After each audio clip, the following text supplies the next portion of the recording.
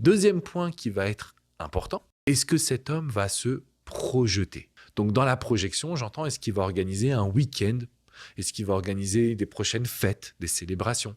Est-ce qu'il va organiser des vacances? Tout simplement même en parler. Parce que si vous me dites, Alex, je suis en face d'un homme qui ne se projette jamais. Alors vous allez me dire, oui, mais il vit au jour le jour. Après, on va passer à la mode de, oui, mais c'est un évitant. En fait, c'est pas à nous de lui trouver des excuses. On est d'accord. Souvent, ça vous rassure, vous vous sentez mieux, mais quand on veut savoir si un homme y joue, bah en fait, il a jamais envie de programmer des choses. À l'exception, bien évidemment, du love bombing qui est oh, j'ai envie qu'on se marie, j'ai envie qu'on ait des enfants, je vais aller à Tahiti, puis après aux Maldives, et puis après on ira skier dans les Alpes.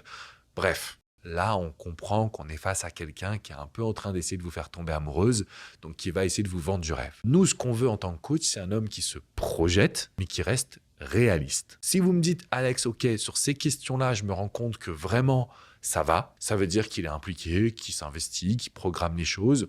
Tout n'est jamais parfait, c'est les relations amoureuses, c'est les relations humaines, mais au moins on sait qu'on est sur une bonne dynamique. Par contre, s'il n'y a pas de projection, si cet homme-là, entre guillemets, ne va jamais rien faire, ne jamais rien proposer, ne jamais justement se mettre dans une position d'action sur le futur, on va commencer à se poser des questions.